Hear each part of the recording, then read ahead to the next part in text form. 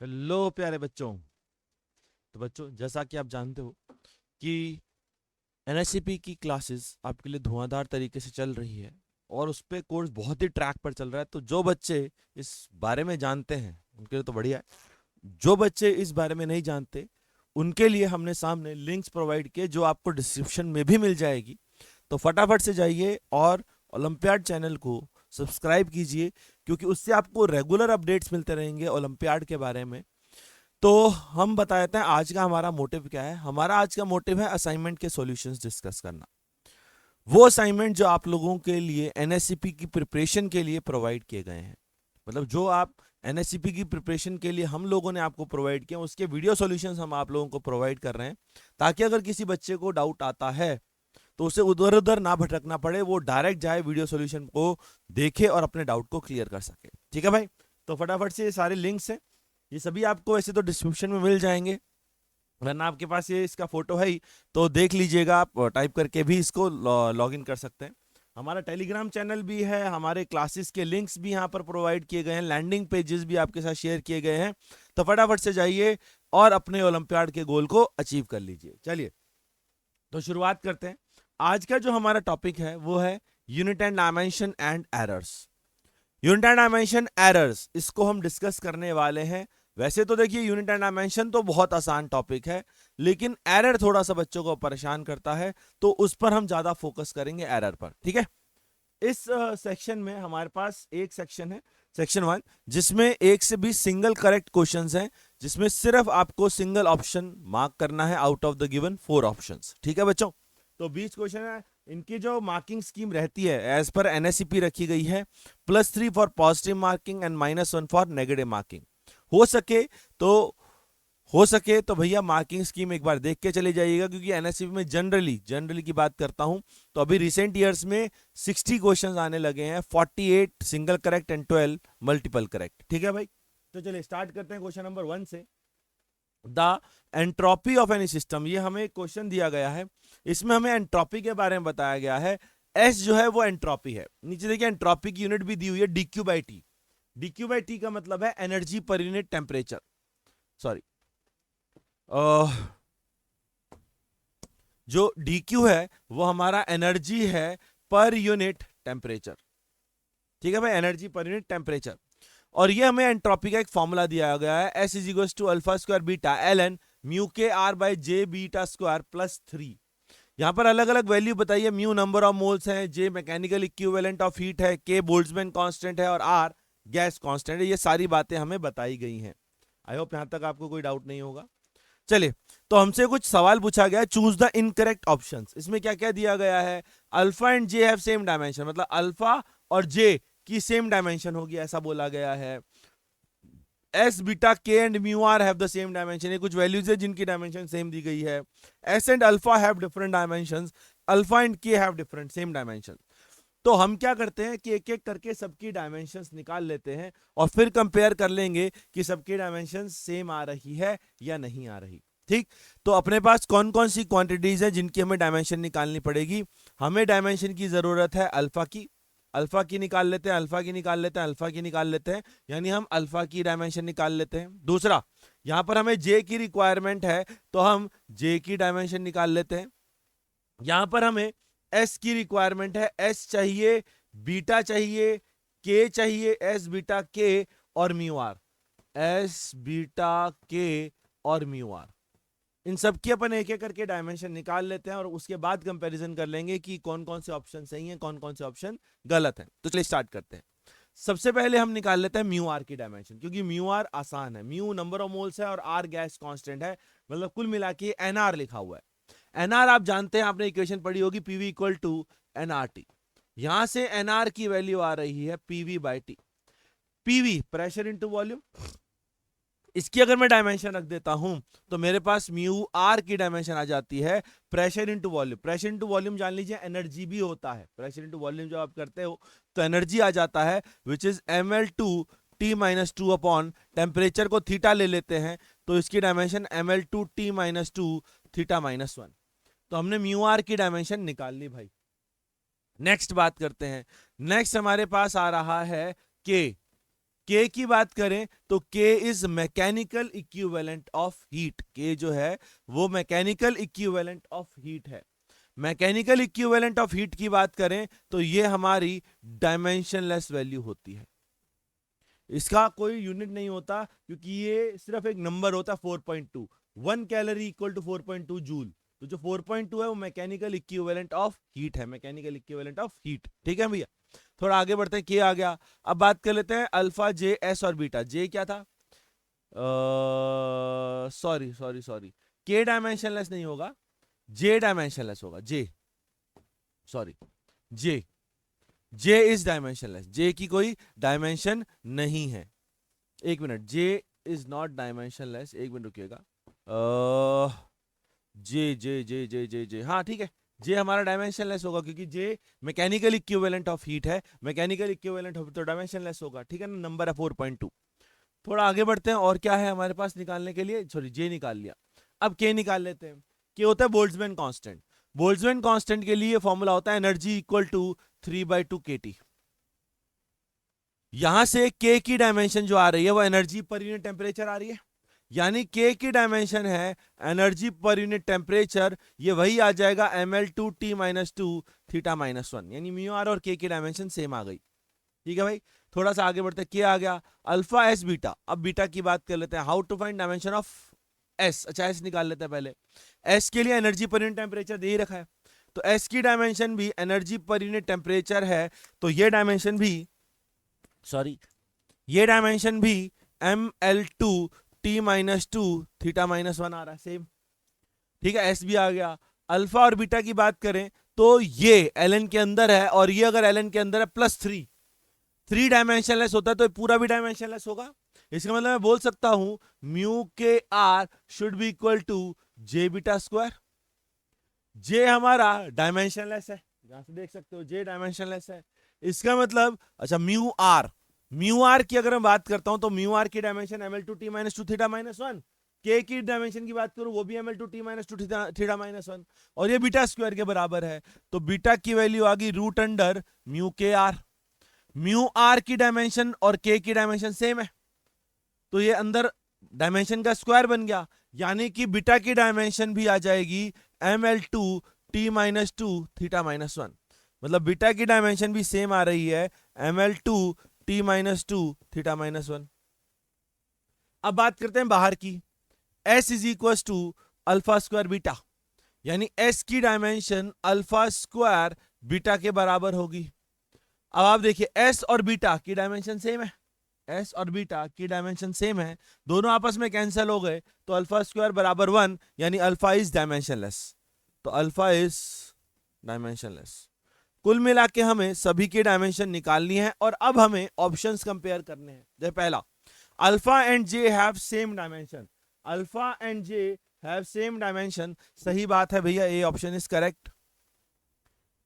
S beta K mu R, S beta K mu R has same dimension, सही बात है।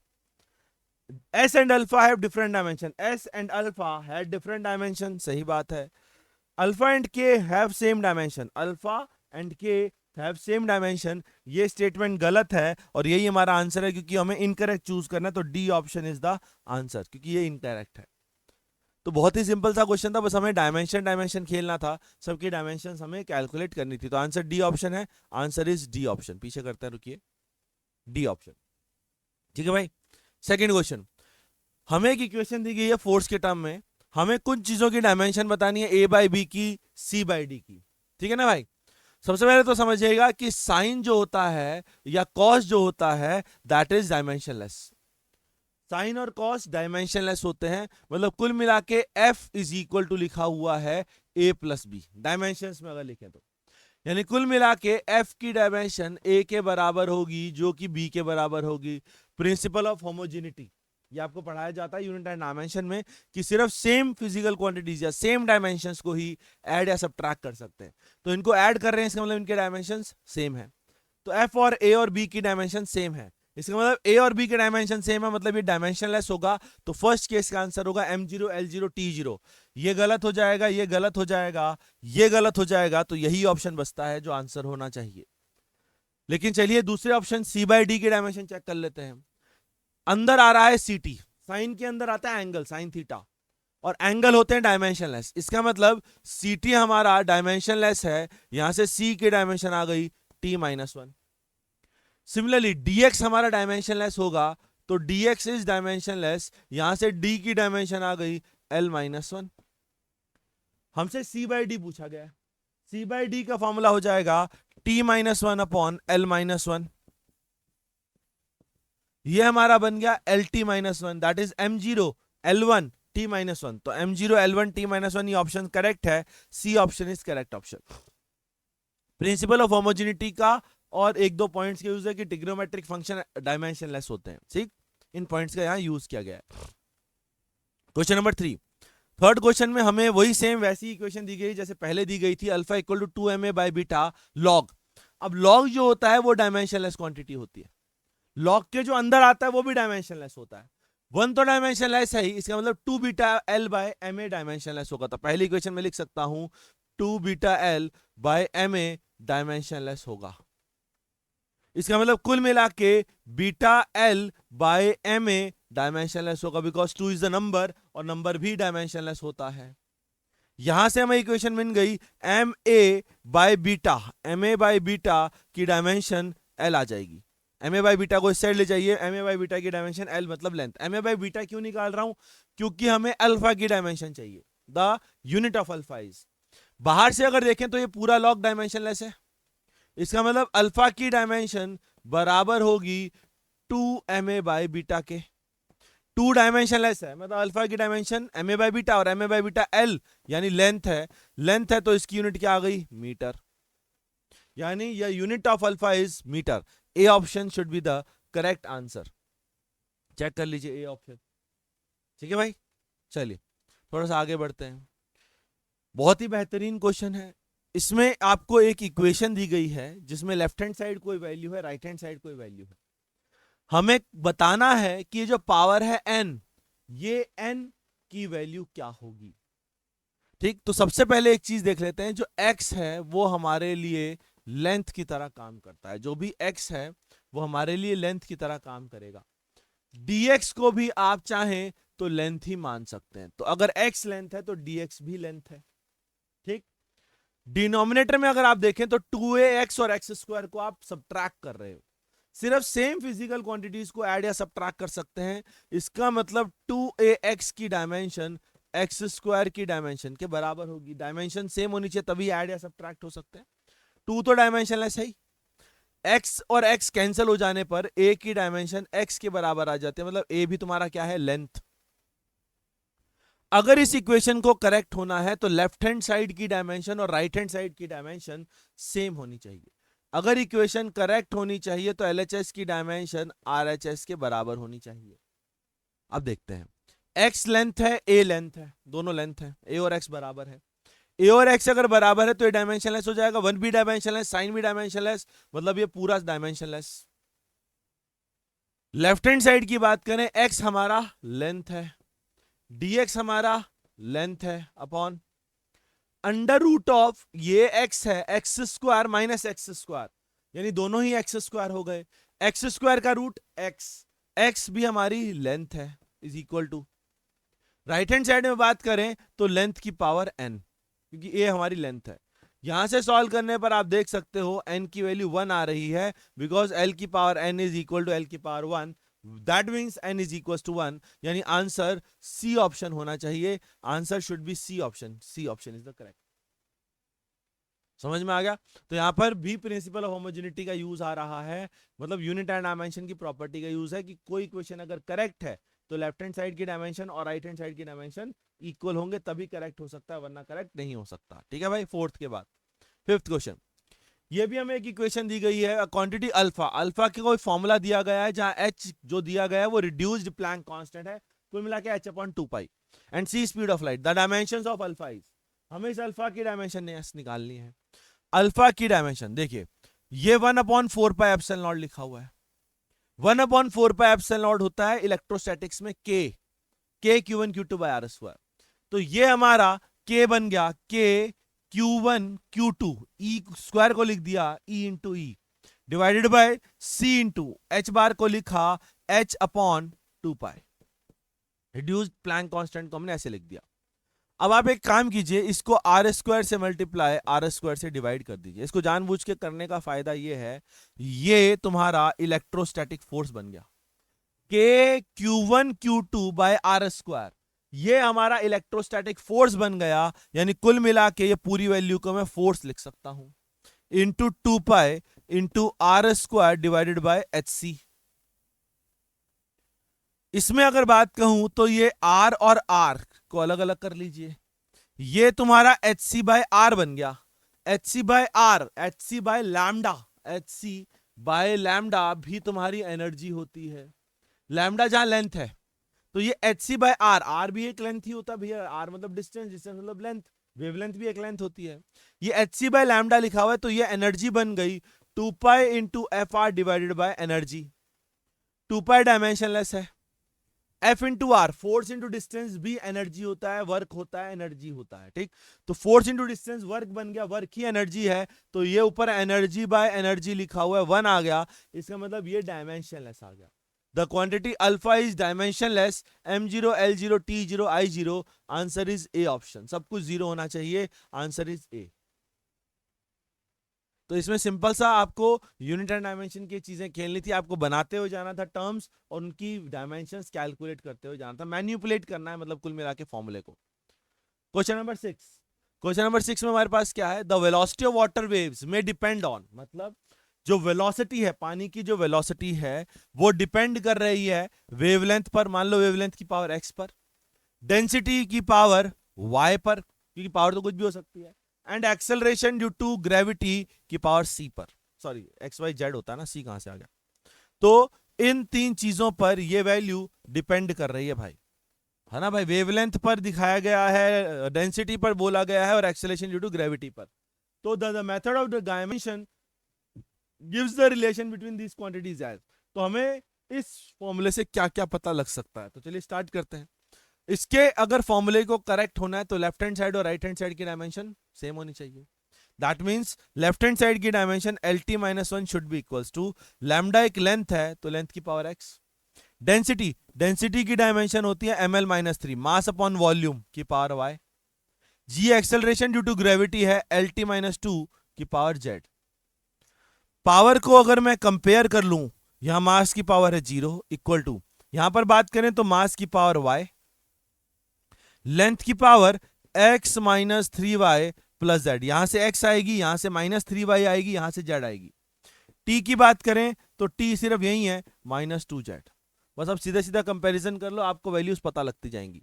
मास की power compare करें तो y 0 आ गया, y ही 0 आ गया, ठीक है भाई।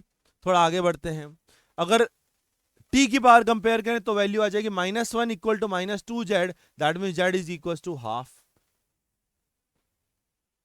तीसरा x-3y plus z, x-3y plus z equal to 1, y 0 है तो ये तो खत्म ही हो गया, z की वैल्यू हाफ है तो x की वैल्यू सॉल्व करने पर हाफ ही आ जाएगी, z भी हाफ x भी हाफ, x और z दोनों हाफ रख दीजिए तो v बराबर आ जाएगा k times of under root lambda g, lambda की पावर हाफ g की पावर हाफ, तो रूट लैम्डा g स्क्वायर कर दीजिए तो v स्क्वायर बराबर k लैम्डा g। k का स्क्वायर ले लो, k ले लो, फर्क नहीं पड़ता क्योंकि वो डायमेंशनलेस कांस्टेंट है। तो v स्क्वायर बराबर k lambda g, v square बराबर k g lambda, B option is the correct answer. बाकी सब में रो आ रहा है, रो तो आ ही नहीं रहा क्योंकि y 0 होगा, y 0 होगा तो रो कैंसिल हो जाएगा, answer is B option B. ठीक है भाई, थोड़ा आगे बढ़े, चलिए 7th क्वेश्चन पर आते हैं। The value of g is given 6.679 newton metre square पर kg square, its numerical value in CGS will be. हमें g की वैल्यू दी गई है 6.67 इंटू 10 की पावर -11 न्यूटन मीटर स्क्वायर पर kg स्क्वायर। हमें क्या करना है, इसको CGS में कन्वर्ट करना है। CGS का मतलब होता है सेंटीमीटर ग्राम सेकंड, मतलब वैल्यूज को हमें छोटी यूनिट्स में कन्वर्ट करना है। तो इसको आप एक काम कीजिए, एक एक करके कन्वर्ट करते जाइए, यहीं पर ही, यहीं पर का मतलब न्यूटन। अगर हम SI की बात करें तो SI में वो न्यूटन होता है, तो CGS में वो डायन बन जाता है। तो 1 न्यूटन होता है 10 की पावर 5 डाइन। तो न्यूटन की जगह रख दीजिए 10 की पावर 5 डाइन, न्यूटन की जगह रख सकते हैं ऐसे। मीटर स्क्वायर, मीटर की बात करें तो मीटर होता है 100 सेंटीमीटर का whole square divided by K G, K G होता है 1000 ग्राम का होल स्क्वायर। बस अब इसी को सिंप्लीफाई करना है और हमारा आंसर आ जाएगा 6.67 10⁻11 इंटू ये है 10 की पावर 5, ये है 10 की पावर 4, तो 10 की पावर 9 अपॉन ये लिखा हुआ है 10 की पावर 6, और फॉर्मूला हो जाएगा 9 सेंटीमीटर स्क्वायर पर ग्राम स्क्वायर। ये वैल्यू आएगी 6.67 इंटू 10 की पावर, ये 3 बचेगा -8 9 सेंटीमीटर स्क्वायर पर ग्राम स्क्वायर। ये हो गया सीजीएस यूनिट में कन्वर्ट। और इसके अलावा जो वैल्यू है 6.67 into 10⁻8, 6.67 into 10⁻8, A option is correct. बाकी समय तो कोई वैल्यू मैच ही नहीं हो रही, तो आंसर इज ए। चेक कर लीजिए भाई, ठीक है। आगे, if unit of length and time be doubled the numerical value of G will be. मतलब हमसे बोला गया है जी की वैल्यू होती है 9.8 मीटर पर सेकेंड स्क्वायर। अगर हम लेंथ और टाइम दोनों की यूनिट को डबल कर दें, मतलब हम लेंथ मीटर में मेजर करते हैं, अब उसकी यूनिट 2 मीटर ले लें, टाइम सेकंड्स में मेजर करते हैं, उसकी यूनिट 2 सेकंड ले लें, तो बताइए जी की न्यूमेरिकल वैल्यू पर क्या इफेक्ट पड़ेगा। तो मैंने कहा मान लो इसके दूसरे सिस्टम में, जो हमने सेकंड सिस्टम लिया है, उसमें इसकी न्यूमेरिकल वैल्यू है x, ये न्यूमेरिकल वैल्यू होती है, ये यूनिट होती है।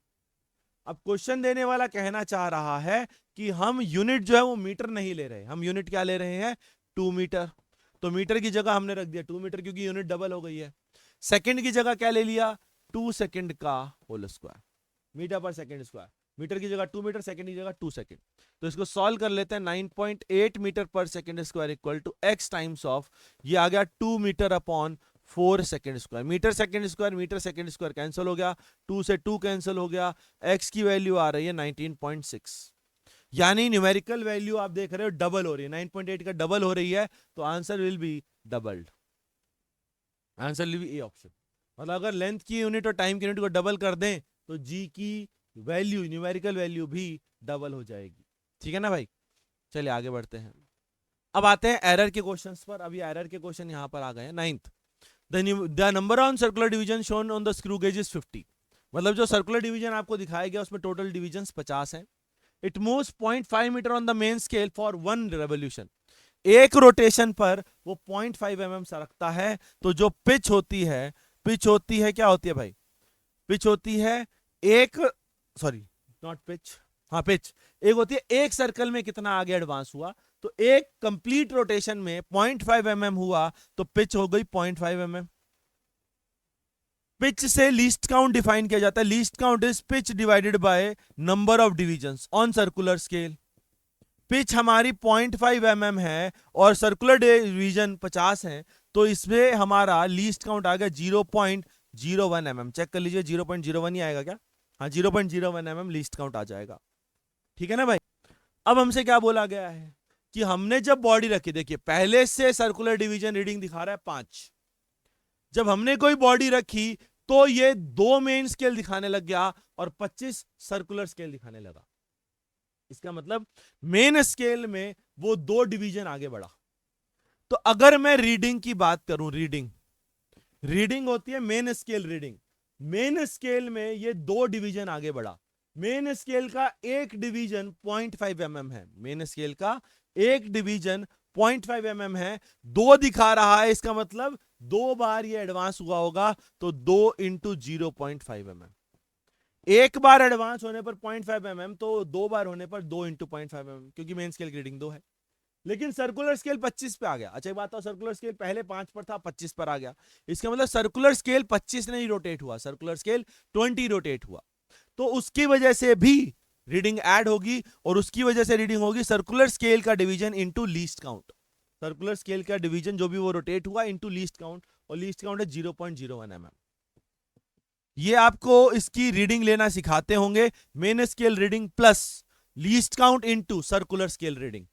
तो मेन स्केल रीडिंग में 2 है, तो 2 into 0.5 mm plus least count into circular division, circular reading 20। Circular division 25 मत लीजिएगा, क्योंकि सिर्फ 20 रोटेट हुआ है। तो इससे सॉल्व करते हैं। ये है 1 mm 1 प्लस ये है 0.2, तो आंसर इज 1.2 mm। तो diameter of the body, diameter of the ball is 1.2 mm, 1.2 mm। C option is correct answer. देख लेते हैं, सी ऑप्शन इज करेक्ट। इस तरीके से हमें सर्कुलर डिवीजन को अप्रोच करना है, स्क्रू गेज को अप्रोच करना है। ठीक है भाई, चलिए नेक्स्ट क्वेश्चन पर आते हैं। 10th, a student performs an experiment. ये हमें एक क्वेश्चन दिया गया जिसमें एक स्टूडेंट ने एक्सपेरिमेंट परफॉर्म किया इस फॉर्मूले के अकॉर्डिंग। हमें बताना है किस केस में वो सबसे कम गलती करेगा। जिन केसेस में एरर सबसे कम होंगे उन केसेस में गलती सबसे कम होगी। लेंथ में error, delta L represent length में एरर, 0.5 0.5 0.5 0.1। इसका मतलब लेंथ में एरर इसमें मिनिमम है, क्योंकि 0.5 0.5 0.5 तीनों में 0.5 है, लेकिन एक में 0.1 है, तो इसमें लेंथ में गलती सबसे कम की है। टाइम में देखते हैं 0.1 0.1 0.01 और 0.05। तो अगर मैं टाइम की बात करूं, टाइम में सबसे कम एरर जो भाई ने लिया है वो यहां लिया है, उसके बाद यहां है, बाकी फिर इन दोनों में है। नंबर की बात करें, मतलब जो इसने नंबर ऑफ ऑसिलेशंस लिए हैं वो यहां 20 20 50 50, यहां वाले में नंबर ऑफ ऑसिलेशंस ज्यादा है। देखो जितने ज्यादा ऑसिलेशन लोगे उतनी कम गलतियां होंगी। कैसे? आपने अगर हर ऑसिलेशन के बाद टाइम पीरियड कैलकुलेट करना शुरू किया तो गलतियां होंगी। क्यों? क्योंकि जब छोड़ोगे तब टाइम को देखना और जब वापस आएगा तब टाइम को देखना थोड़ा मुश्किल है। तो अपन लगातार 50 ऑसिलेशन पहले होने देते हैं, फिर उनका जो टाइम पीरियड आएगा उसे 50 से डिवाइड कर देंगे, तो गलती होने के चांसेस सबसे कम है जब number of division, number of oscillation सबसे ज्यादा हो। तो नंबर ऑफ ऑसिलेशन यहां 50 सबसे ज्यादा, तो आप खुद देख सकते हो यहां पर दो कंडीशन एक साथ सेटिस्फाई हो रही हैं, इसलिए इस केस की एरर सबसे कम आएगी। क्योंकि यहां पर डेल्टा टी 50 में बटेगा, यहां डेल्टा टी 20 में बटेगा, तो यहां एक एक ऑसिलेशन को डेल्टा टी ज्यादा मिलेगा, यहां 50 ऑसिलेशन को डेल्टा टी, एक ऑसिलेशन को डेल्टा टी कम मिलेगा। तो यहां एरर सबसे कम आएगी। तो हमसे वही पूछा कि सबसे कम एरर कहां आएगी, सबसे ज्यादा एक्यूरेट रीडिंग कहां आएगी, तो answer is D option, D option. ठीक है भाई, चलिए क्वेश्चन नंबर 11, एक स्टूडेंट ने एक्सपेरिमेंट परफॉर्म किया using Searle's apparatus Young's modulus. Length हमें एग्जैक्टली 2 मीटर दिया है। सर्ल्स ऑपरेटस में y का फॉर्मूला आ जाता है, यंग्स मॉडुलस का फॉर्मूला आ जाता है FL upon A delta L, FL upon A delta L. यहां पर हमें लेंथ एग्जैक्टली 2 मीटर दी गई है, लेंथ इज एग्जैक्टली 2 मीटर। उसके अलावा हमें बताया गया है कि load exactly that is force exactly mg है, mg मतलब 1 मास 1 किलो वेट है, दैट इज 1g है, ये भी एग्जैक्ट है।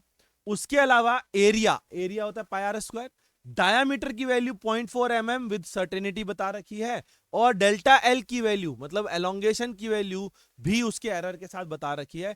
तो हमें यंग्स मॉडुलस की वैल्यू बतानी है।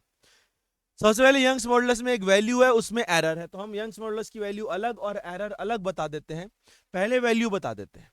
यंग्स मॉडुलस की वैल्यू की बात करें तो सबकी वैल्यू रख दो। फोर्स 1 किलो वेट है, तो 1 किलो वेट है तो 1 इंटू 9.8 इंटू, लेंथ की बात करें तो लेंथ एग्जैक्टली 2 है, 2 डिवाइडेड बाय, एरिया की बात करें एरिया होता है पाई आर स्क्वायर, डायमीटर 0.2 है, 0.4 है सॉरी, तो रेडियस 0.2 होगा, पाई इंटू 0.2 इंटू 10⁻³ का whole square, pi R square, ये हो गया radius, into length delta L, delta L कितना है 0.8 mm, तो इंटू 0.8 इंटू 10⁻³ फटाफट से इसको कैलकुलेट कर लीजिए भैया, क्योंकि वैल्यूज तो मुझे पता नहीं इससे क्या आने वाली है। वैसे सब में ही 2 आ रही है, तो इससे आंसर शायद 2 ही आना चाहिए, फिर भी अपन कैलकुलेट कर लेते हैं। 9.8 into 2 divided by 3.14 divided by 0.2 divided by 0.8, ये वैल्यू आ रही है 39 समथिंग, एक मिनट, अच्छा ऐसा स्क्वायर है, डिवाइडेड बाय 0.2 195, ये वैल्यू आ रही है 195 इंटू 10 की पावर, पावर देख लेते हैं, 3 दूनी 6 और 3 9, 9 पाएगी। इसको आप अप्रोक्सीमेटली लिख सकते हो 1.95 इंटू 10⁻11, जिसको आप नियरली 2 इंटू 10⁻11 भी लिख सकते हो। तो यंग्स मॉडुलस के लिए 2 इंटू 10⁻11, 2 इंटू 10⁻11, सब में 2 इंटू 10⁻11 है, तो वैल्यू की तो जरूरत ही नहीं है। अब निकाल लेते हैं एरर। इस फॉर्मूले को अगर हम डिफरेंशिएट कर दें तो delta Y by Y equal to delta F by F plus delta L by L plus area को आप लिखेंगे pi R square, pi d² by 4 भी लिख सकते हैं, तो इसको 2 delta d by D plus delta of delta L divided by delta L, delta L divided by L, ठीक है ना भाई, ये वैल्यू आएगी। फोर्स क्योंकि एग्जैक्ट है तो इसमें कोई एरर नहीं है, लेंथ क्योंकि एग्जैक्ट है तो उसमें कोई एरर नहीं है, एरर सिर्फ इन दोनों में है, इनके एरर को जोड़ दीजिए, हमारा काम बन जाएगा। तो अगले पेज पे लिखते हैं delta Y by Y, that is delta Y by 2 into 10⁻11 is equal to delta D, delta D मतलब error in diameter upon diameter, error in diameter कितना है 0.01 डिवाइडेड बाय 0.4, तो 2 into 0.01 divided by 0.4 plus delta L divided by L, delta L 0.05 divided by 0.8, तो 0.05 divided by 0.8, इसको solve करके आपको delta Y मिल जाएगा, value आ जाएगी, तो delta Y upon 2 into 10⁻11 is equal to, ये वैल्यू आ रही है 2/40 प्लस 5/80, 80 एलसीएम आ जाएगा, डबल 4 9/80, यहाँ से डेल्टा वाई की वैल्यू आ रही है 9 इंटू 2 इंटू 10⁻11/80, ये गया 44, तो 2.25 इंटू 10 की पावर 10 या 0.225, 0.225 इंटू 10⁻11, ये वैल्यू आ रही है 0.225 इंटू 10⁻11, मतलब एरर 0.22 का है, एरर 0.22 यानी 0.2, B option is the correct answer, क्योंकि बाद की टर्म्स को नेग्लेक्ट कर दिया गया, 0.2 एरर ले ली गई, B option is the correct answer, देख लीजिए भैया, ठीक है ना, सीधा सीधा एरर का फॉर्मूला है, ये डिफरेंशिएशन वाला फॉर्मूला, इसको पावर फॉर्मूला कहते हैं, फॉर्मूला लगाएं आंसर निकालें। क्वेश्चन नंबर 12 में भी हमसे यही बोला गया है कि तीन स्टूडेंट ने परफॉर्म किया एक्सपेरिमेंट, एक ने लेंथ ऑफ द पेंडुलम 64 ली, दूसरे भी 64, तीसरे ने 20, एक ने नंबर ऑफ ऑसिलेशन 8 लिए, दूसरों ने 4 लिए, टोटल टाइम ये आया, टाइम पीरियड ये आया, एरर इन जी उन्होंने निकाला, तो बताइए एरर इन जी किस केस में होगा, एरर इन 1 0 हो ही नहीं सकता, एरर 1 इज मिनिमम, 1 में एरर मिनिमम होगा, 1 और 2 का एरर सेम होगा, 2 का एरर मैक्सिमम होगा, ऐसी कहानी पूछी गई है। इसमें इस आदमी की बात करें तो इसमें नंबर ऑफ ऑसिलेशन इस आदमी ने सबसे ज्यादा लिए हैं, टाइम देखेंगे तो 1 और 2 का मैच हो गया, इसका मतलब 1 और 2 तो सही है, 3 ने टाइम दिया 9, इसका मतलब 3 ने कुछ गलती की होगी, 3 ने गलती है क्या कि 3 ने एक्चुअली में लेंथ कुछ और ले ली, उसकी लेंथ कुछ और लेने पर टाइम पीरियड कुछ और ही आएगा, लेकिन 1 ने क्योंकि नंबर ऑफ ऑसिलेशंस ज्यादा लिए हैं, सबसे ज्यादा लिए हैं, तो इसमें एरर सबसे कम आएगा, क्योंकि जितने ज्यादा आप ऑसिलेशन लेते जाओगे एरर होने की संभावना उतनी ही कम होती जाएगी, तो इसलिए इस बंदे की एरर सबसे कम है, वरना आप निकाल भी सकते हो, कैसे निकाल सकते हैं, जी का फॉर्मूला होता है 2 पाई, सॉरी जी का नहीं होता, टाइम पीरियड का होता है 2 pi under root L by G, तो यहां से जी की वैल्यू आ जाएगी 4 pi square L by T square, तो आप लिख भी सकते हो the delta G by G is equal to delta L by L plus 2 delta T by T.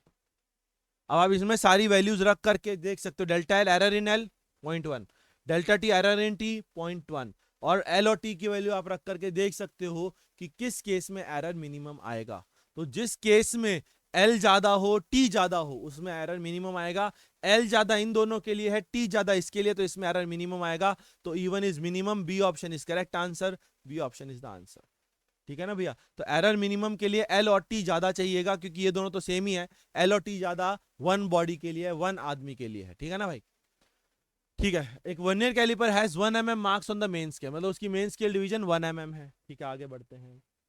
It has 20 divisions on vernier scale which match with 16 main scale, मतलब 20 vernier scale match with 16 main scale, और main scale 1 है, main scale पे 1 mm है, तो ये बन गया 16 mm, इसका मतलब 20 वर्नियर स्केल डिवीजन 16 mm के बराबर है, तो 1 वर्नियर स्केल डिवीजन 20 से डिवाइड मार देंगे तो 0.8 mm आ जाएगा, मतलब एक वर्नियर स्केल 0.8 mm के बराबर है। आगे बढ़ते हैं।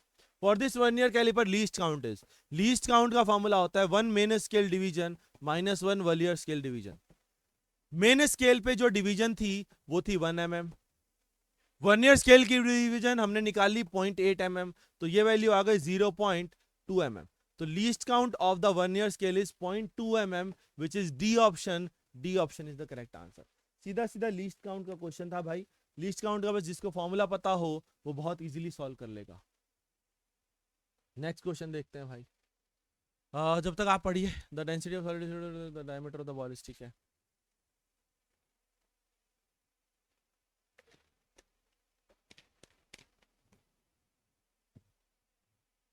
ठीक है, स्टार्ट कर रहा हूँ।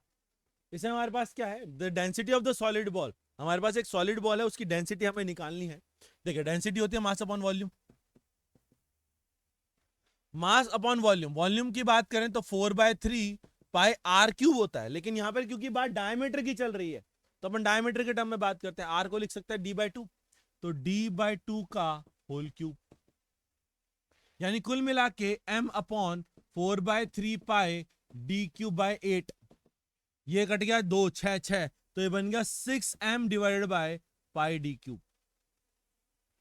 ये हमारे पास डेंसिटी का फॉर्मूला बन गया, लेकिन हमें रिलेटिव परसेंटेज एरर बताना है।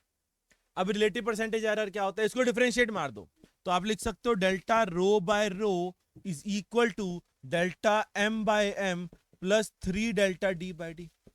ये पावर फॉर्मूला कहलाता है, जिसमें पावर एक्सपोनेंट नीचे आ जाता है। इसकी पावर 1 है तो डेल्टा m बाय m, इसकी पावर 3 है तो 3 डेल्टा d/d। ये हमें परसेंटेज एरर चाहिए, ये रिलेटिव एरर होता है, लेकिन परसेंटेज एरर चाहिए तो मल्टीप्लाइड बाय 100 कर दीजिए, दोनों तरफ मल्टीप्लाइड बाय 100 कर दीजिए तो परसेंटेज एरर आ जाएगा। बस हमें इसकी वैल्यू रखनी है। सबसे पहले delta m by m into 100 की बात करें तो ये हो गया मास में एरर, प्लस 300 डेल्टा d/d, ये हो गया डायमीटर में एरर। मास में एरर आपको ऑलरेडी दिया हुआ है, मास में एरर है 2% का, तो ये तो वैल्यू हो गई 2%, प्लस 300 डेल्टा d/d की बात करें तो उसके लिए मुझे डायमीटर भी लगेगा, डायमीटर की एरर भी लगेगी। डायमीटर हम मेजर कर रहे हैं स्क्रू गेज से। स्क्रू गेज जिसकी पिच भी दे रखी है, डिवीजन भी दे रखे हैं, तो लीस्ट काउंट हमारा हो गया pitch upon number of divisions which is 0.01 mm। Same question, और यही हमारा एरर है। जो हमारा एरर होगा वो यही आ जाएगा। ओह क्या हो रहा है, हमारा जो एरर है वो यही आ जाएगा, क्योंकि जो इंस्ट्रूमेंट का लीस्ट काउंट होता है वही एरर होता है। तो डेल्टा डी आ गया 0.01 mm divided by small D, D मतलब डायमीटर। डायमीटर की वैल्यू देखते हैं।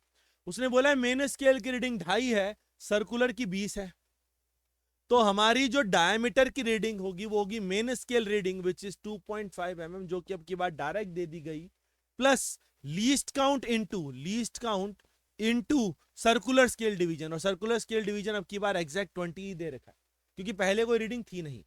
तो ये वैल्यू आ गई 2.5 और ये वैल्यू आ गई 100/5/5.2, तो 2.7 mm। तो डायमीटर मेरा आ गया 2.7 mm। ये वैल्यू आ रही है 2% प्लस ये आ रहा है 300, मतलब 3 डिवाइडेड बाय 2.7। ये लगभग 1.1 होता है। 1.1 प्लस 2 लगभग 3.1% के आसपास कोई आंसर आना चाहिए। 3.1% के आसपास देखिए एग्जैक्ट आंसर आ रहा है सी ऑप्शन, तो C option is the correct answer. सीधा सीधा एरर का फॉर्मूला है भाई, एरर का परसेंटेज एरर वाला फॉर्मूला, जिससे हम डायरेक्टली आंसर निकाल सकते हैं। इसमें क्या है, in the Young's double slit experiment, ये भी वही Young's double slit, sorry Young's modulus experiment है, not double slit. Searle's apparatus है, ये फॉर्मूला आपको सामने लिख के दे दिया गया। आपको वैल्यू बताई गई, wire of length and diameter is used. आपको कैपिटल लेंथ 2 मीटर दिया गया है, डायमीटर 0.5 mm दिया गया है, मास आपको 2.5 किलो दिया गया है, लेंथ आपको 0.25 mm दी गई है लॉन्गेशन, और हमें बताया गया डी और एल को स्क्रू गेज और माइक्रोमीटर से पता कर रहे हैं। जो डी है, जो स्क्रू गेज है, उनकी पिच दोनों की सेम है, बस ये कि सर्कुलर में 100 है नंबर ऑफ डिविजन्स, ठीक है, दोनों में 100 है, मतलब दोनों का लीस्ट काउंट सेम है, दोनों का लीस्ट काउंट सेम है भाई। अब पूछा गया है the contribution to the maximum probable error of the Young slit is, मतलब इस यंग डबल स्लिट में मैक्सिमम एरर किससे आएगा, तो हम लिख सकते हैं delta Y by Y. Error का फॉर्मूला लिख सकते हैं, पावर मास की 1 है तो delta m by m plus delta length divided by length plus delta g divided by g plus delta l divided by l plus 2 delta d by बाय d। पहला, due to error in the measurement of DL and R same, मतलब D और L में जो error आ रहा है उसकी वजह से जो कंट्रीब्यूशन होगा वो इक्वल होगा, मतलब वो कहना चाह रहा है ये दोनों वैल्यू इक्वल है। अगर मैं डेल्टा एल बाय एल और 2 डेल्टा डी बाय डी की बात करूं तो अकॉर्डिंग टू द क्वेश्चन ये वैल्यू इक्वल है। अगर मैं डेल्टा एल बाय एल निकालूं, डेल्टा एल दोनों का माइक्रोमीटर, पिच, स्क्रू गेज सब कुछ सेम है, तो दोनों का डेल्टा तो सेम होगा। डेल्टा एल को मान लेते हैं x divided by small L की बात करूं, स्मॉल एल लेंथ है और स्मॉल एल कितना, 0.25 mm, 0.25 mm। सेकेंड टर्म की बात करूं 2 डेल्टा डी बाई डी, तो 2 टाइम्स ऑफ डेल्टा डी, तो मैंने आपको बताया सेम ही है क्योंकि दोनों सेम इंस्ट्रूमेंट से मेजर कर रहे हैं, divided by small D. Small D की बात करें वो कितना है 0.5। अच्छा ये 2 को अगर मैं नीचे ले जाऊं तो ये x/25 mm ही लिखा हुआ है। ये वैल्यू और ये वैल्यू क्या आ रही है, देखो सेम आ रही है, इसका मतलब दोनों का कंट्रीब्यूशन सेम है, तो ए ऑप्शन करेक्ट है। और अगर ए ऑप्शन करेक्ट हो गया तो बाकी ऑप्शन चेक करने की जरूरत नहीं क्योंकि सिंगल करेक्ट है। सिंगल करेक्ट में एक आंसर सही है, बाकी दोनों गलत है। तो ये D due two is double, twice बोल दिया तो ये गलत हो गया, एल का ट्वाइस बोल दिया गलत हो गया, 4 टाइम्स बोल दिया गलत हो गया, बाकी सारे ऑप्शन ऑटोमेटिकली गलत हो जाएंगे। तो ए ऑप्शन करेक्ट है कि दोनों का जो कंट्रीब्यूशन है वो सेम है एरर में, ठीक है ना भाई। आंसर देख लेते हैं, आंसर ए ऑप्शन अपना भी ए ही आया था, ठीक। चलिए आगे बढ़ते हैं। 16 diameter of a cylinder is measured using vernier scale. एक डायमीटर को हमने वर्नियर स्केल कैलिपर से मेजर किया with zero error, no zero error, कोई जीरो एरर नहीं है। It is found that zero of the vernier scale lies between 5.15 and 5.1 centimetre. मतलब जो हमारे वर्नियर स्केल का जीरो है वो इन दोनों के बीच में है। इससे दो चीजें पता चलती हैं, दो चीजें क्या, एक तो मेन स्केल डिवीजन पता लगता है, मेन स्केल डिवीजन है 0.05 सेंटीमीटर। ये कैसे पता चला, इसमें जो एडवांसमेंट हुआ 0.05 सेंटीमीटर वही हमारा लीस्ट काउंट हो गया, वही हमारा वर्नियर मेन स्केल डिवीजन हो गया। मेन स्केल में कम से कम 0.05 सेंटीमीटर है, तभी ये दो वैल्यू गिवन है। तो 0.05 centimetre is one main scale division. उसके अलावा क्या है, the vernier scale has 50 division equivalent to 2.45 centimetre. मतलब एक वर्नियर स्केल डिवीजन आ जाएगा 2.45 सेंटीमीटर डिवाइडेड बाय 50, क्योंकि 50 डिवीजन इसके बराबर हैं तो एक डिवीजन किसके बराबर होगा, तो डिवाइड बाय 50 करने पर यह आता है 0.049 सेंटीमीटर, 0.049 सेंटीमीटर आ जाएगा, ठीक है। अगर मैं लीस्ट काउंट की बात करूं तो लीस्ट काउंट होता है one main scale division minus one vernier scale division, ये आ जाएगा 0.001 सेंटीमीटर। लीस्ट काउंट 0.001 सेंटीमीटर आ गया। अब बात कर लेते हैं रीडिंग की, डायमीटर की। तो डायमीटर की बात करते हैं, डायमीटर होता है main scale reading. Main scale reading in दोनों में से लेफ्ट साइड वाली लेते हैं, जीरो के लेफ्ट साइड वाली मेन स्केल रीडिंग कहलाती है, मतलब 5.1 centimetre plus least count 0.001 centimetre into vernier scale reading, और वर्नियर स्केल में 24वां डिवीजन कोइंसाइड हो रहा है तो वही हमारी रीडिंग हो जाएगी 24। तो डायमीटर आ गया 5.1 प्लस ये वैल्यू आ गई 0.024, ये वैल्यू आ गई 5.124 centimetre. The diameter of the body is 5.124 centimetre which is B option, B option is the correct answer, ठीक है भाई। नेक्स्ट क्वेश्चन पर आते हैं 17। During Searle's experiment, Searle's experiment के दौरान जीरो जो है वो इसके बीच में लाया कर रहा है, फिर वही कहानी आ गई भाई, जीरो इसके बीच में लाया कर रहा है, 20वीं डिवीजन कोइंसाइड कर रही है, ठीक है भाई। When a load of 2 kilo is applied the zero of the vernier scale still lies between, मतलब जब हमने 2 किलो का मास हैंग करवाया तो हमने क्या देखा, वर्नियर स्केल का जीरो वहीं था, लेकिन अब की बार 45वां डिवीजन कोइंसाइड होने लग गया। मतलब कुल मिला के पहले 20वें डिवीजन पर था, अब 45वें डिवीजन पर चला गया, मतलब कुल मिला के 25 डिवीजन एडवांस हो गया। 25 डिवीजन एडवांस होने का मतलब 25 डिवीजन आगे बढ़ गया, मतलब कुल मिला के जो एलोंगेशन आया वो 25 डिवीजन, 25 इंटू लीस्ट काउंट आया, क्योंकि एक डिवीजन पर एक लीस्ट काउंट होता है तो 25 डिवीजन पर 25 लीस्ट काउंट, ये हमारा डेल्टा एल, मतलब जो एलोंगेशन आया, elongation. The length of the thin metallic wire is 2 metre, its cross sectional area is इतना, the least count of the vernier scale, least count हमें दिया हुआ है 1 × 10⁻⁵ मीटर, ठीक है भाई, लीस्ट काउंट दे दिया। The maximum percentage error in the Young's modulus is, अगर मैं यंग्स मॉडुलस की बात करूं तो यंग्स मॉडुलस का फॉर्मूला हमने बात की थी FL/A डेल्टा एल होता है भाई। चलिए इसमें अगर हम बात करें तो हमें एरर चाहिए डेल्टा वाई में, तो delta Y by Y equal to, देखो फोर्स हमें 2 किलो दिया गया है, इसमें कोई एरर नहीं दिया गया, तो फोर्स में कोई एरर नहीं है। लिख लेते हैं delta F by F plus delta length divided by length plus delta A divided by A plus error in delta L divided by delta L. Elongation में भी एरर, फोर्स में कोई एरर नहीं है, इसलिए डेल्टा एफ 0 हो जाएगा, क्योंकि मास 2 किलो दिया और कुछ नहीं बताया, तो उसमें एरर 0 मानेंगे। उसके बाद लेंथ, क्या हमें वायर की लेंथ दे रखी है, कहीं लेंथ हमें 2 मीटर दे रखी है और इसमें कुछ भी नहीं बताया, तो इसमें भी एरर 0 मानेंगे। क्रॉस सेक्शनल एरिया भी हमें एक एग्जैक्ट वैल्यू दे दिया, इसमें भी एरर 0 मानेंगे। इसका मतलब कुल मिला के यंग्स मॉडुलस में एरर सिर्फ एलोंगेशन वाले एरर की वजह से आ रही है। अब एक बात, तो डेल्टा एल में एरर कितना होगा, जो लीस्ट काउंट होता है इंस्ट्रूमेंट का वही उसमें एरर मानी जाती है, तो डेल्टा एल में जो एरर होगा, एरर इन डेल्टा एल, वो हमारा आ गया 1 least count upon delta L, मतलब एलोंगेशन, एलोंगेशन कितना है 25 लीस्ट काउंट, 25 लीस्ट काउंट, मतलब एरर आ गया 1/25 का। लेकिन हमें एरर नहीं बताना, हमें परसेंटेज एरर बताना है, तो मल्टीप्लाइड बाय 100 करना पड़ेगा, और मल्टीप्लाइड बाय अगर 100 कर दूं तो ये आ गया 4%, मतलब हमारा एरर 4% का होगा। D option is the correct answer. तो error, maximum percentage error in Young's modulus is D option, 4%। देख लीजिए भाई, को डाउट है तो पूछ लीजिएगा भाई। चलिए नेक्स्ट क्वेश्चन करते हैं। नेक्स्ट क्वेश्चन ये आपके पास है, फटाफट से इसको देखिए।